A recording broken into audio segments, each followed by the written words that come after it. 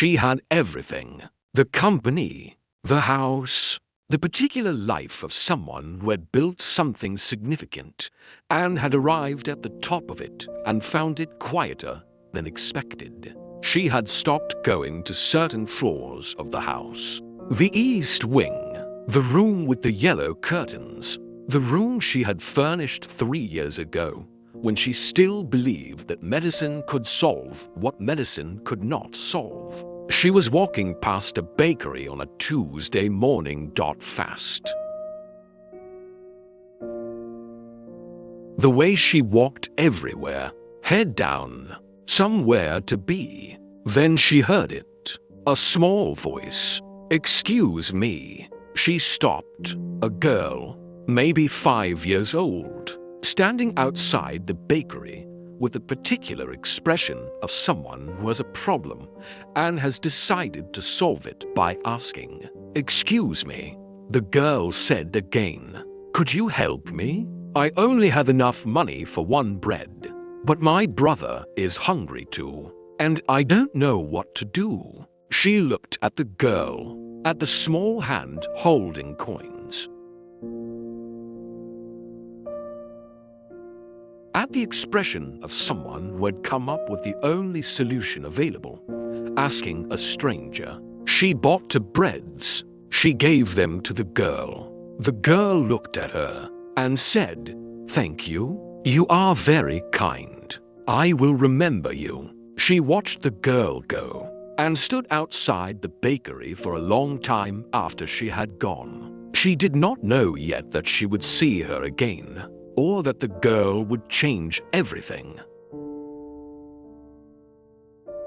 Her name was Victoria Ashworth. She was 41 years old and had been running Ashworth Capital for 11 years, since her father had handed her the company, with the particular confidence of a man who had built something and knew exactly who he was handing it to. She had taken it and grown it and made decisions that the financial press called bold and that she called obvious, which was the particular confidence of someone who had been right enough times to trust her own reading of things. She was walking to a meeting on a Tuesday morning. The bakery was on the corner of Mercer and Fifth, a small place, family-owned. The kind that had been there for 20 years and smelled of things done properly. She walked past it every Tuesday on the way to the Mercer Street office, and she registered it the way she registered everything on that walk, as information, as context, as the particular texture of a city that she moved through rather than stopped in. She stopped. Not because she planned to, because of the voice. "Excuse me," small, clear, the voice of someone who had decided to ask rather than not ask, which required, at 5 years old, a specific kind of courage. The girl was standing outside the bakery with a handful of coins and the expression of someone who had done the arithmetic and found it insufficient. Dark hair, a coat that was slightly too large, a brother's coat, possibly, or a coat bought for growing into.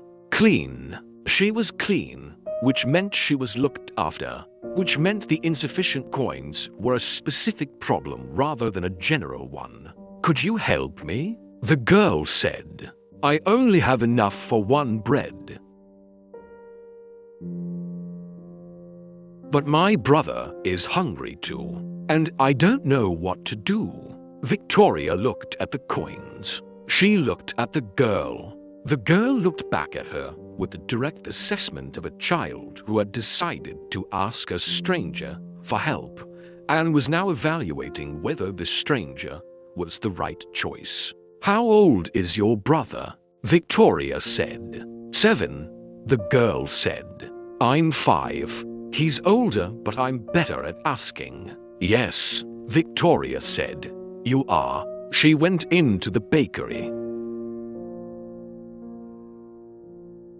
She bought 4 breads, 2 for the girl's brother, 2 extra, because the arithmetic of a child with insufficient coins on a Tuesday morning was a problem with a simple solution, and she had the solution. She came out and gave them to the girl. The girl looked at 4 breads when she had asked for help with 1.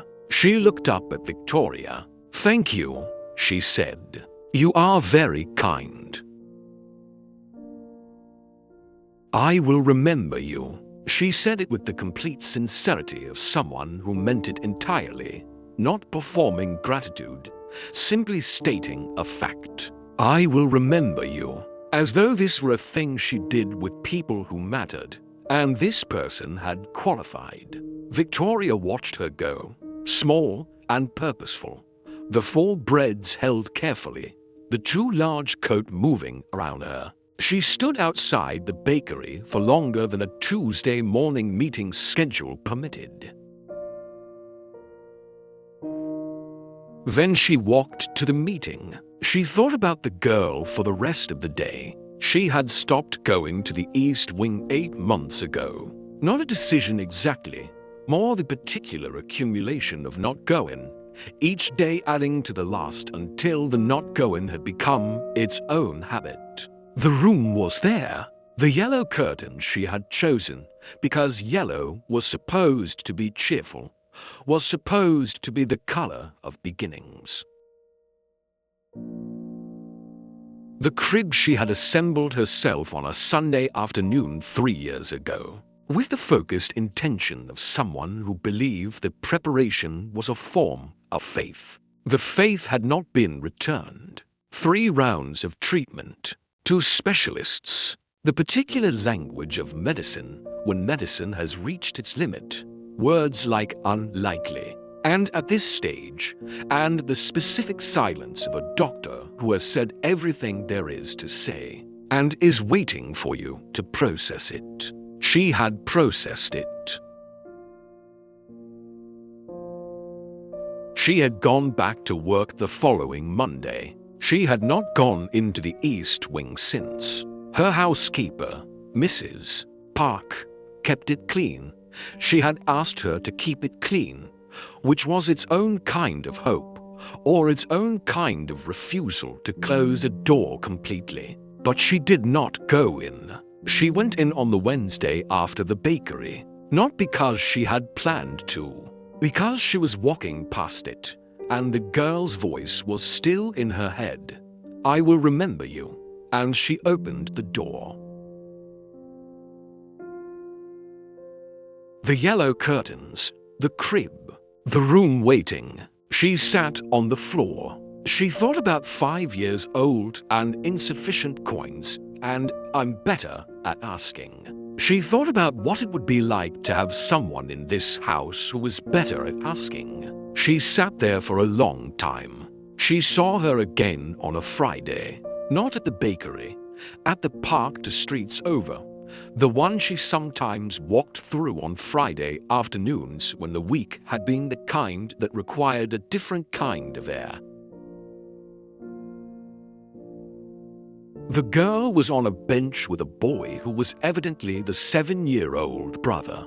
The same coat problem, the same clean but slightly too large quality of children who were looked after carefully with limited resources. They were doing homework. The girl had a pencil and was working through something with the focused concentration. She had brought to the bread problem the same expression, the same quality of someone who had decided a thing was going to be solved and was solving it. Victoria sat on the adjacent bench. She was not going to say anything. The girl looked up, recognized her immediately. "You're the bread lady," she said. "Yes," Victoria said. "I told my brother about you," the girl said. "I told him you bought 4 when I only asked for help with 1. This is your brother, Thomas," the girl said. "I'm Lily." "Hello, Thomas," Victoria said. Thomas looked at her with the assessment of a 7-year-old who had been told about the bread lady and was now forming his own opinion. "You bought 4, he said. "That was good maths." "Thank you," Victoria said. "We don't waste," Lily said. "The extra to were for dinner." Victoria looked at the 2 children on the bench with their homework and their 2 large coats. "Where is your mother?" she said. "Working," Lily said. "She works Fridays." "We wait here until she's done." "How long do you wait?" 2 hours, Thomas said. "We do homework. It makes the time go," Lily said. Victoria sat with them for 2 hours. She helped Thomas with his mathematics. He was good at it. Had the particular spatial thinking of someone for whom numbers were natural rather than imposed. She listened to Lily read aloud from a book she had borrowed from school, which Lily did with the focused expression she brought to everything, and which was considerably better than most 5-year-olds Victoria had encountered, which admittedly was not many. When the mother arrived, a woman named Sarah, 32, the particular tiredness of someone who worked hard and managed everything. She stopped at the sight of her children on a bench with a woman she did not know. "It's all right, Mama," Lily said. "This is the bread lady. She's kind." Sarah looked at Victoria. Victoria looked at Sarah. "I'm Victoria," she said. "Your daughter helped me remember something I'd forgotten." "What?" Sarah said. Victoria thought about it honestly. "That some things are simple," she said, "even when they feel complicated." She had coffee with Sarah on the following Tuesday. Not planned, she had thought about the 2 children on the bench for days and had arrived. In the particular way she arrived at decisions. At the conclusion that thinking about something for days was information about its importance, and that important things required action rather than continued thinking. She had gone back to the park. Sarah had been there. Lily had apparently told her that the bread lady sometimes walked through on Tuesdays, and they had gone to the cafe across the street, and Sarah had looked at Victoria with the particular wariness of a woman who had learned that things that seemed like offers were sometimes something else. "Why are you interested in my children?" Sarah said directly, without apology. Victoria had expected this and respected it. "Because," she said, "your daughter bought bread on a Tuesday morning with insufficient coins and solved the problem by asking a stranger, and I have spent for days thinking about that." "She does that," Sarah said. "She solves things by asking. It's a good quality," Victoria said. "Yes," Sarah said. "Her father had it." "Had," Victoria said. "He died 2 years ago," Sarah said. "Heart." Sudden. She said it plainly, the way people say things they have been carrying long enough that the carrying is just carrying. "It's the 3 of us now." "I'm sorry," Victoria said. "Thank you," Sarah said. They sat with their coffee. "Victoria," Sarah said. "What do you want?" Victoria looked at her cup. "I have a company," she said. "I work too much. I have a house that is too large for one person." She paused. "And I have a room with yellow curtains that I haven't been able to go into for 8 months. Sarah looked at her. "I'm not going to pretend I don't know what that means," Sarah said. "No," Victoria said. "I didn't think you would." "What are you asking?" "Nothing yet," Victoria said. I'm telling you the truth. Because your daughter told me you don't waste. And I think wasting the truth is its own kind of waste. Sarah looked at her for a long moment. She told you that, she said. She told me you don't waste, Victoria said. She also told me the extra two breads were for dinner. Sarah looked at the table. She doesn't miss anything, she said. No, Victoria said. She doesn't. It happened gradually. Not the particular rush of something dramatic, the particular accumulation of Tuesday coffees, and Friday park afternoons, and homework, and the specific mathematics of a 7-year-old who was good at numbers and a 5-year-old who was better at asking.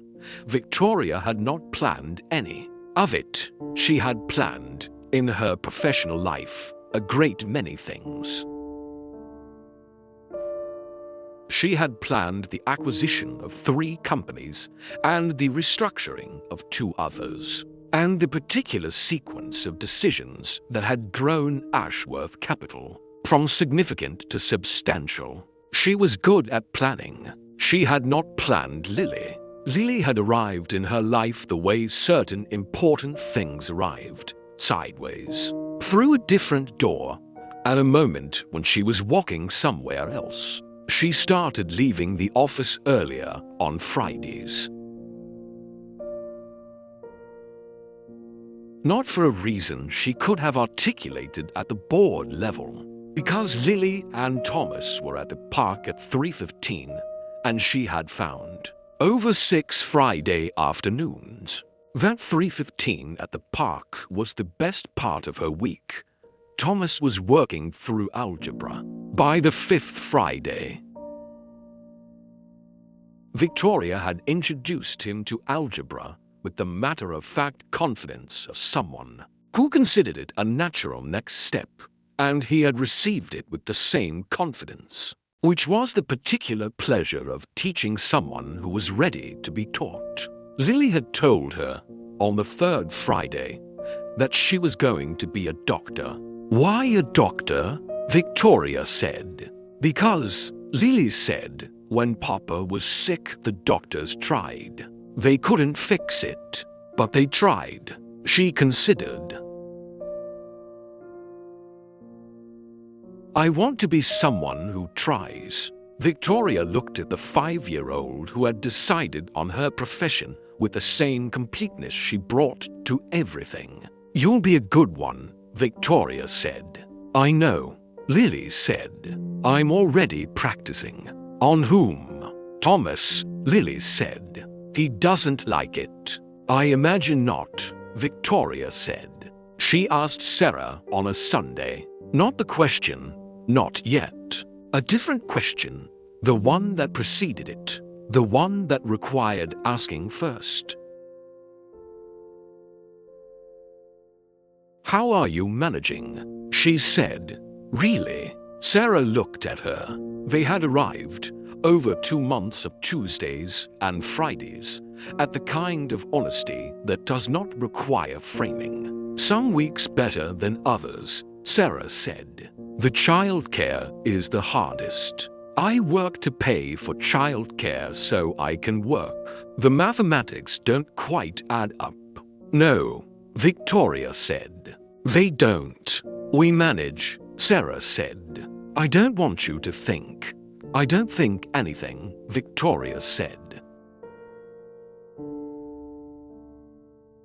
I'm asking because I want to know, not because I'm looking for a problem to solve. Are you sure? Sarah said. Because you're the kind of person who solves problems. Yes, Victoria said. But I'm learning that some things aren't problems. What are they? Just things, Victoria said. That are the way they are, and that you can either be part of or not. Sarah looked at her. Victoria, she said. Single quotes yes. Lily calls you Vicky, Sarah said.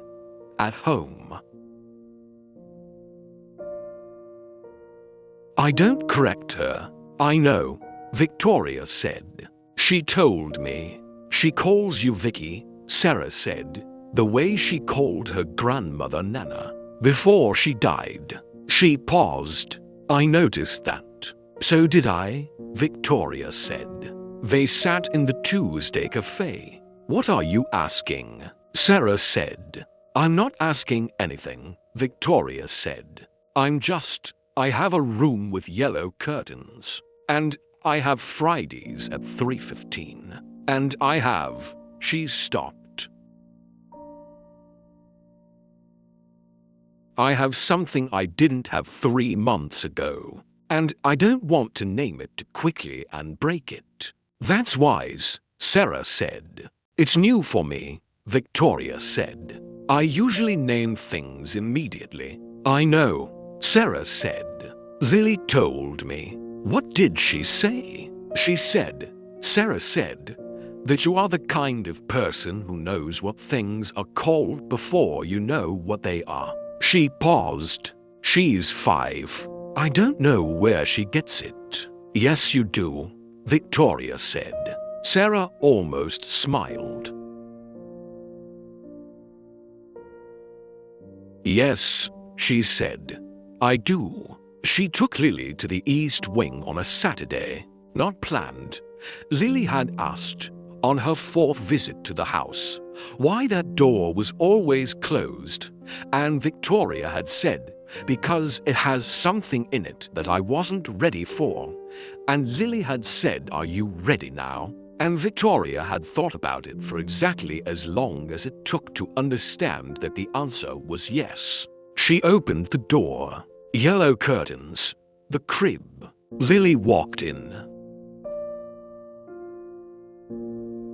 She looked at everything with the comprehensive attention she brought to everything. She looked at the crib. This was for a baby, she said. Yes, Victoria said. The baby didn't come, Lily said. No, Victoria said. That's sad, Lily said. Not performing it, just saying it. The way she said everything, because it was true, and true things were worth saying. Yes, Victoria said. It is. Lily looked at the yellow curtains. I like yellow, she said. It's a happy color. That's why I chose it, Victoria said. Lily turned to look at her. Vicky, she said. Single quotes yes. The room isn't sad, Lily said. It's just waiting. Victoria looked at the 5-year-old standing in the middle of the yellow room with the complete certainty of someone who understood things that took other people much longer. Yes, she said. It is. I think, Lily said. It's been waiting for quite a long time. It has, Victoria said. Then, Lily said, with the practical finality she brought to conclusions, it's probably very glad we came in. She talked to her lawyer on a Monday. Not adoption, not yet. Not without Sarah. Not without the conversation that needed to happen first. But information. The process. The timeline. The particular requirements of something she was beginning to understand was the direction. Then she talked to Sarah. She had thought carefully about how to say it, had arrived, by Sunday evening, at the conclusion that there was no version of it that was not what it was, and that Sarah deserved the plain version. I want to adopt Lily, she said, if you will consider it. Not instead of you, with you. A formal arrangement that gives her security and gives you, she stopped, gives you whatever you need. I'm not asking to replace anything. I'm asking to add something. Sarah was very still. You want to adopt my daughter, she said. I want Lily to have everything she needs, Victoria said, including the things I can give her that you can't. And I want you to have the things that. She paused.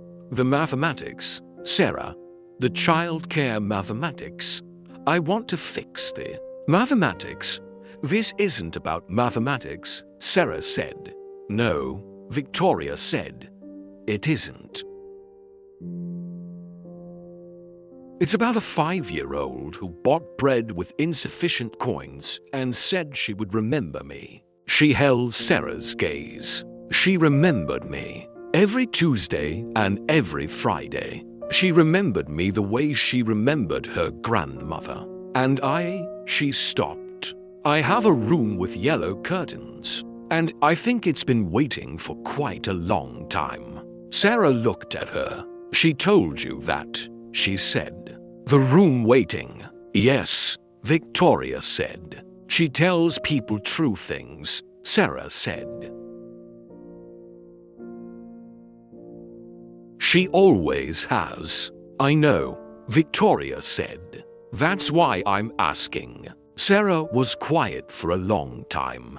I need to think, she said. Of course, Victoria said. And I need to ask Lily, she said. Yes, Victoria said. You do? Victoria, Sarah said. Yes, she already knows, Sarah said. Whatever she says, she already knows what she wants. Yes, Victoria said. She does. Sarah asked her on a Tuesday evening. Not with the formal weight of a significant conversation. With Lily, formal weight was unnecessary, because Lily arrived at the truth of things by the most direct available route. How would you feel, Sarah said, if Vicky became part of our family? Lily looked at her mother, like adopted. She said, yes, Sarah said. Something like that. Lily thought about it for exactly as long as she thought about most things. The sufficient time, not more. I think, she said, that's what she needed. What do you mean? The room, Lily said. The yellow room. It was waiting. She looked at her mother. I think Vicky was waiting too. She just didn't know what for. And now she knows? Now she knows, Lily said. With the complete certainty she brought to conclusions. Sarah looked at her daughter. What about you? She said. What do you want? Lily looked at her with the direct honesty of someone for whom this question had a very simple answer. I want, she said, for the room to stop waiting. She had everything. The company, the house, the particular life of someone who had arrived at the top of something and found it quieter than expected. A 5-year-old bought bread with insufficient coins. She solved the problem by asking a stranger. The stranger bought 4 when she asked for help with 1. Days later, weeks later, the stranger understood that the child had not just solved her bread problem. She had solved something much larger. Here is what we learned. The things we need most do not announce themselves. They arrive on a Tuesday morning outside a bakery with insufficient coins and the particular courage of someone who solves problems by asking. Pay attention to the small voices. The ones that say, excuse me. The ones that say, I will remember you. The ones that say the room isn't sad. It's just waiting. Those voices know something. Listen to them. They are usually right.